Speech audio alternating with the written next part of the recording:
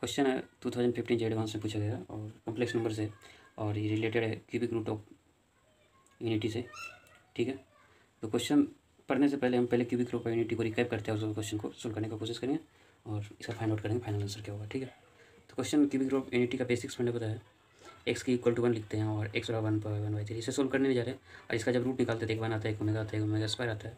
और इसका जब 1 + ओमेगा स्क्वायर इक्वल टू 0 हो जाता है, जिसमें से ओमेगा का वैल्यू 1 - 1 + √3i/2 होता है। 1 ओमेगा स्क्वायर क्या होता है -1 - √3i/2 होता है। ये पता है ऑलरेडी हम लोग को, इसे सोल्व करने की जरूरत अपने को नहीं है। ठीक है, तो उसके बाद क्या करें, और हमें ये भी पता है कि ओमेगा क्यूब का वैल्यू 1 होता है और ओमेगा स्क्वायर बराबर 1/ओमेगा होता है, ओमेगा 1/ओमेगा स्क्वायर होता है। इतने सारे प्रॉपर्टी होंगे और अपने को आंसर आ जाएगा। ठीक है, तो क्वेश्चन पढ़ते हैं और सोल्व करने का कोशिश करते हैं। क्वेश्चन पढ़िए, let omega not equal to 1, that means omega not equal to 1 मतलब इसका जो रूट है 1 नहीं लेनी है, हमें ओमेगा और ओमेगा स्क्वायर का ही वैल्यू लेनी है। ठीक है, और B a complex number, complex cube root of unity, सिर्फ complex cube root of unity that omega omega square लेनी है।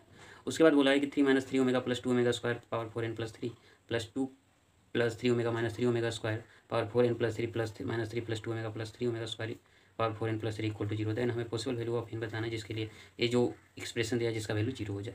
दैट मीन्स कहने का मतलब इसे लिखा जाए तो बोल सकते हैं 3 - 3 omega + 2 omega square power 4n + 3 और 2 + 3 omega - 3 omega square power 4n + 3 और क्या कर सकते हैं -3 + 2 omega + 3 omega square power 4n + 3 = 0 होनी चाहिए। अब देखिए यहाँ से समझ में आएगा कि आप सोचिएगा कि इस क्वेश्चन को सोल्व कैसे किया, एक्सपेंड करेंगे तो हो जाएगा। अब ये तो पॉसिबल है कि एक्सपेंड करना आसान बात नहीं है, तो हम क्या बोल सकते हैं कि इस क्वेश्चन को नो एक्सपेंशन। ठीक है सर, एक्सपेंशन कैसे कर सकते हैं, एक को एक्स मान लेते हैं, एक को वाई मान लेते हैं, x + y का फॉर्मूला, क्योंकि पता है कि इन क्या है पॉसिबल वैल्यू 1 2 3 4 5 में, इसका यूज कर सकते थे, लेकिन it's not possible to expand, है नहीं, और डिफिकल्ट काम हो जाएगा और इतने टाइम नहीं होता क्वेश्चन को सोल्व करने इस मेथड से। तो कुछ तो होगा इसके लिए बनाने का, क्वेश्चन दिया तो सोल्व तो करनी है। जब सोल्व करने का कोशिश कीजिएगा तो क्या कर सकते हैं, अब वैल्यू 0 भी लाना है नहीं, वैल्यू 0 भी लाना है, एन का कौन सा वैल्यू पुट करें, अब इसी में से चूज करना 1 2 3 4 5 में से, इससे ज़्यादा नहीं होने वाले, इससे ज़्यादा हो सकते हैं लेकिन अपने पास जो दिया है इसी ऑप्शन में चूज करना है।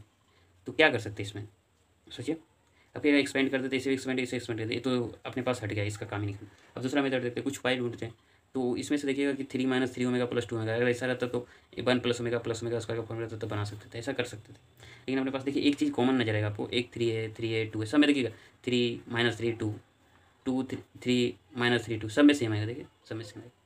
तो और एक ये देखिएगा तो कहेगा सब में सेम आ रहा है, इसका कुछ तो होने वाला है। तो अब क्या कर सकते हैं इसमें, ऐसा करते हैं कि जो 3a - 3 ओमेगा + 2 ओमेगा स्क्वायर है, तो 2 + 3 ओमेगा - 3 ओमेगा स्क्वायर है। हम क्या करते हैं कि यहाँ पर अगर यहाँ -3 था ना, -3 ओमेगा, हम ऐसा कर सकते हैं -3 ओमेगा यहाँ ले आते हैं और यहाँ पर 2 ओमेगा स्क्वायर, यहाँ पर 2 ओमेगा स्क्वायर ले आते हैं। तो ऐसा करते हैं जो ए टर्म है इसमें भी यही टर्म ले आता है, इसमें भी यही टर्म ले आते हैं। एक पॉसिबिलिटी बनती है, कहेगा सर ऐसा हो सकता है, क्यों नहीं, क्योंकि पता है कि सारे नंबर क्या है सेम है तीनों में, first term, second term, third term, तीनों टर्म में देखिएगा ये सारे नंबर सेम है, बस डिफरेंट क्या है ओमेगा ओमेगा स्क्वायर, किसके आगे ओमेगा लगा किसके आगे ओमेगा स्क्वायर का, इसमें डिफरेंट है। तो किसी एक को कांस्टेंट मान लीजिए कि ये मेरे पास ए जो है ए टर्म हमारा रहेगा सब में, तो ऐसा करते कोशिश करते इसे करने का। तो जब इसे कीजिएगा तो देखिए मैं इसको सिर्फ यूज करता हूँ, 2 + 3 ओमेगा - 3 ओमेगा स्क्वायर, इसको जब कीजिएगा तो अपने पास -3 ओमेगा स्क्वायर, -3 का आगे क्या चाहिए ओमेगा चाहिए, ओमेगा चाहिए तो क्या करेंगे हम ओमेगा से डिवाइड कर देते हैं, तो 2 + 3 ओमेगा - 3 ओमेगा स्क्वायर, और क्या करते हैं ओमेगा से डिवाइड करता है, ओमेगा से डिवाइड कीजिएगा तो प्रोडक्ट भी करना होगा इक्वेट करने के लिए, है ना। तो सिमिलरली जब कीजिएगा तो क्या जाएगा 2/ओमेगा + 3 - 3 ओमेगा, आ रहा है समझ में, अब आई इंटू, और अभी बताए थे कि 1/ओमेगा बराबर ओमेगा स्क्वायर होता है, इसको ध्यान में रखिएगा ये सब चीज़ें। तो इसमें से क्या आ जाएगा कि 2 omega square + 3 - 3 omega into omega आ गया, है नहीं।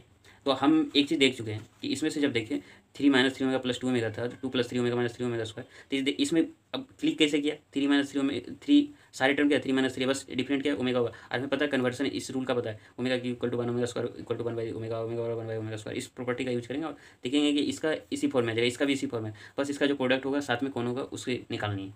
अब ठीक है, तो इस तरह से हम इसको क्लिक करेंगे तो बन जाएगा, नहीं वर्क किया तो फिर क्वेश्चन नहीं बनने वाला। ठीक है, तो क्या करेंगे 2 ओमेगा स्क्वायर + 3 - 3 ओमेगा, तो इसे इक्वल टू क्या लिख सकते हैं यहाँ पर, फिर इसका भी चेक कर लेते हैं कि क्या आने वाला है इसका प्रोडक्ट। तो -3 + 2 ओमेगा + 3 ओमेगा स्क्वायर, हमें पता है कि -3 के आगे क्या ओमेगा है, तो ओमेगा है तो मतलब क्या होना चाहिए, और इसमें ये पता है 2 ओमेगा, 2 के साथ ओमेगा, 2 के साथ ओमेगा होना चाहिए, है नहीं, तो 2 के साथ ओमेगा होगा और 3 -3 के साथ ओमेगा होना चाहिए, तो ओमेगा स्क्वायर से डिवाइड कर दीजिए, तो ओमेगा स्क्वायर से डिवाइड कर दीजिए तो कितना आ जाएगा, तो ओमेगा स्क्वायर से डिवाइड कीजिए -3 + 2 ओमेगा + 3 ओमेगा, क्योंकि 3 के यहाँ क्या कोफिशिएंट है 1 है, तो 3 के साथ क्या ओमेगा स्क्वायर है, तो ओमेगा स्क्वायर से डिवाइड कर दीजिए, और ओमेगा स्क्वायर डिवाइड कीजिएगा तो ओमेगा स्क्वायर से प्रोडक्ट करना होगा, तो -3 बाई ओमेगा स्क्वायर अब plus 2 omega by omega square plus कितना आ जाएगा 3 आ जाएगा कि नहीं आ जाएगा इंटू ओमेगा स्क्वायर। अब 1 बाई ओमेगा स्क्वायर कितना ओमेगा है तो -3 ओमेगा हो जाएगा, है नहीं। अब प्लस ए ओमेगा ओमेगा कैसे तो 1 बाई ओमेगा कितना हो जाएगा, अब 1 by omega sorry omega square तो 1 बाई ओमेगा ओमेगा स्क्वायर हो जाएगा, तो ए ओमेगा एक कैंसिल तो 2 by omega 2 omega square plus 3 आ रहा है ओमेगा स्क्वायर। तो हम कह सकते हैं कि जब यहाँ लिखे हैं तो 2 + 3 ओमेगा -3 ओमेगा स्क्वायर को कितना है 2 ओमेगा स्क्वायर प्लस 3 -3 ओमेगा है इंटू ओमेगा है। अब फिर क्या है और -3 + 2 ओमेगा प्लस 3 ओमेगा स्क्वायर कितना है -3 omega plus 2 omega square plus 3 into omega square आया। तो अब क्या करते हैं इसी को इसका जो वैल्यू हम निकाले अब इसको इसमें पुट कर देते हैं, इस इक्वेशन में पुट कर देते हैं। अब देखते हैं कि क्या होने वाला है, तो पुट करते हैं। जब पुट कीजिएगा तो क्या आएगा 3 - 3 ओमेगा अब प्लस 2 ओमेगा स्क्वायर अब प्लस पावर कितना 4n + 3 यही है। अब इसमें क्या रखेंगे 2 + 3 omega -3 omega square equal to क्या रखेंगे ए वाला वैल्यू, जिसको पुट कर देते हैं। तो पुट कीजिए 2 omega square plus 3 -3 omega power कितना इंटू ओमेगा पावर कितना 4n + 3। और सिमिलरली इसमें पुट इसका जगह पुट करेंगे -3 omega plus 2 omega square plus 3 into omega square power कितना 4n + 3। ठीक है, अब इसको सोल्व करते हैं तो देखिएगा अब इससे इक्वल टू 0 पुट करना होगा ना, इसे इक्वल टू 0। अब इसे 0 इक्वल टू पुट कीजिएगा तो इसको कुछ मान लीजिए, ऐसा करते हैं इसको कुछ मान लीजिए, इसको टी मान लीजिए, समय सेम है तो इसको टी मान लीजिए, टी मान लेते हैं। अब जब इसे टी मान लिया तो अब इसको कैसे लिख सकते हैं देखिए तो t पावर 4n + 3 आ जाएगा, फिर प्लस कितना आ जाएगा t ओमेगा पावर 4n + 3 और फिर आ जाएगा t omega square power 4n + 3 है नहीं आएगा। अब इसको कॉमन कर देते हैं t पावर 4n + 3 यानी तो एक बार एक स्टेप और ऐड कर देते हैं ओमेगा 4n + 3 फिर कितना आएगा t 4n + 3 और ओमेगा स्क्वायर पावर कितना 4n + 3 है नहीं। अब ये सब कॉमन है तो 4t पावर 4n + 3 को बाहर करो 1 + ओमेगा पावर 4n + 3 आ जाएगा, फिर ओमेगा 8n + 6 पावर। अब इसमें क्योंकि पता है कि यहाँ जो टी था टी क्या था टी इक्वल था अपने पास 3 - 3 ओमेगा और 2 ओमेगा स्क्वायर था। अब इसका पता है कि ओमेगा स्क्वायर क्या है, ये वाला पुट करके देखिए। तो ये जब पुट कीजिएगा तो आपको क्या आएगा देख लीजिए आ जाएगा ये जब इसको कीजिएगा तो इससे नॉट इक्वल टू 0 आएगा, पता है टी इक्वल टू ये रहे तो इससे नॉट जब ये पुट कीजिएगा ओमेगा स्क्वायर का वैल्यू ओमेगा स्क्वायर वैल्यू क्या माइनस ओमेगा का वैल्यू -1 + i√3/2 -1 - i√3/2 और जब ये पुट कीजिएगा तो इसका वैल्यू 0 नहीं आने वाला है नहीं, इसका वैल्यू 0 नहीं आने वाला। अब 0 नहीं आएगा तो अब हमें पता है कि 2 नंबर 0 है, यहाँ देखिए कहाँ गया ये 2 नंबर 0 है तो ये 0 नहीं है, दैट मीन्स यही नंबर 0 होगा है नहीं। तो ये नंबर 0 होगा तो इस नंबर को सिर्फ 0 करना होगा 4n + 3 प्लस क्या कीजिएगा ओमेगा 8n + 6 इक्वल टू 0 होना चाहिए।